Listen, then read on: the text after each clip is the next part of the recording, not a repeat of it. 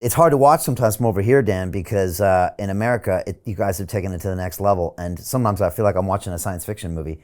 The good news is it seems... And worse is Australia and Canada.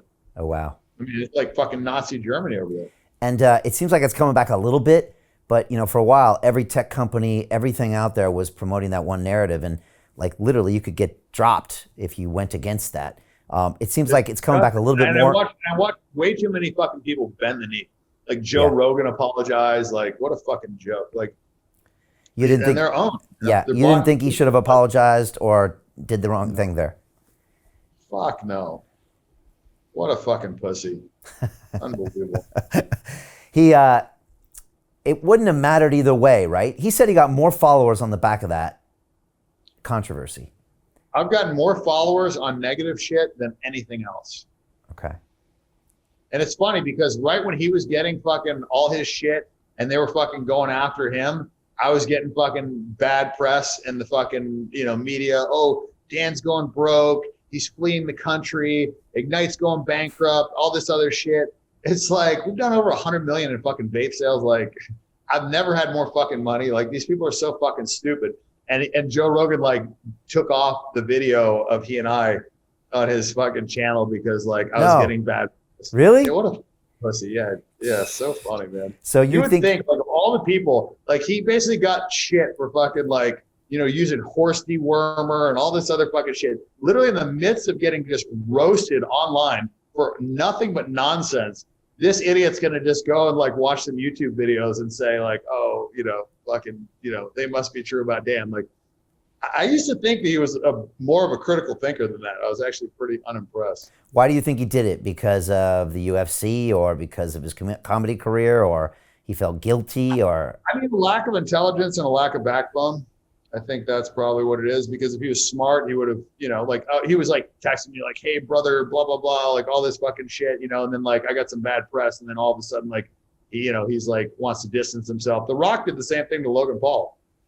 Okay. Logan Paul got shit about the Suicide Forest. Yeah. He deleted all his fucking videos, didn't want to fucking, after being like all buddy with him and all this shit, like deleted it. Like, they're just fucking pussies, man. They're puppets, they don't have, I mean, listen, when you got $100 million, you shouldn't be a fucking puppet to anybody. You should tell everybody to go fuck themselves. I know. That's the whole fucking point of having money, is to have your own fucking independence. And these guys have money, and they're so fucking greedy that they're willing to give up their fucking, independence to get more fucking money that they don't need. And so to me, that's the ultimate sellout.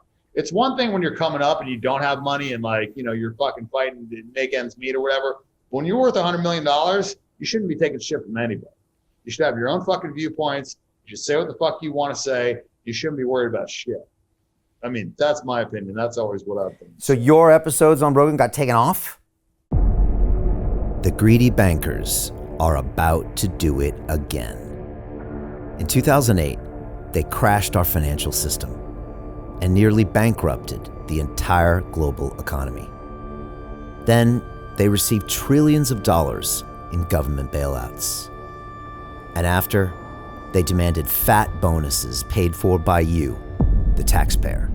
It turns out the banks haven't just been screwing the American taxpayers, they're also screwing over their investors. Turns out the banking industry is the worst place you could put your money, despite enormous taxpayer bailouts. Now the bankers are back to take away your financial freedom. They lie and tell you that cryptocurrency isn't safe. They try to make it illegal for you to choose how to invest your hard-earned money. They lie and say cryptocurrency is used by money launderers and criminals. But look at the record. It's the banks themselves that launder hundreds of billions of dollars every year to the biggest criminal operations in the world. Leaked documents have revealed how some UK banks have helped criminals, money launderers and Russians under sanctions. American authorities discovered that the Sinaloa cartel moved $881 million through HSBC accounts as bank officials turned a blind eye to the illegality. The bankers lie and say cryptocurrency is not a real investment. Meanwhile, the smartest CEOs in the world are buying billions and billions of it. The truth is, that banks lie about cryptocurrency because it makes them scared. The banks take $9 trillion per year of your hard-earned money, and they are worried that they will finally be exposed. They're scared because crypto means they can no longer control your money, which means they can no longer control you. They are scared because you might actually understand your money and intelligently decide what to do with it. Now is the time for us to come together, fight back, and take control. It's time to educate ourselves, our families, and our communities. Because financial education means financial freedom. We know that cryptocurrencies will help us build the new decentralized financial system of the future. A banking system that is of the people, by the people, and for the people. A banking system where access to finance is a fundamental human right. A banking system that is free and fair and welcomes all humans on this earth. The DeFi revolution is happening. We, the people, can no longer be fooled. We choose to take control of our finances. We choose to take control of our freedom. We choose to take control of our future. Join us, and let's take back our financial freedom forever. He took him off. He took him off YouTube. Off YouTube. And it was like the third most watched episode he ever had too. And it's gone. Yep. Yeah, it really, one thing that bothered me, and look, I was on Rogan back in 2012, and for us coming up and as a podcast, it was a big deal for him to recognize us. But the thing that really bothered me about the Spotify deal was he pulled so much of his content off YouTube, which means it's on Spotify, which means it's no longer searchable, which means it's almost like it never happened. And there was so much stuff on there that now goes. And then, of course, Spotify goes and deletes a bunch of other episodes.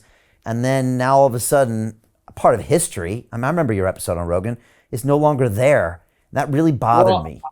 Well, I mean, I get that. For $100 million, I'd take fucking episodes off too. So I'm not gonna knock him for that. Listen, I'll give credit where credit's due. I mean, fucking, you signed a $100 million deal, cool. I mean, if I had to take off all my shit off fucking Instagram for $100 million, fuck it, it's off. I don't give a shit.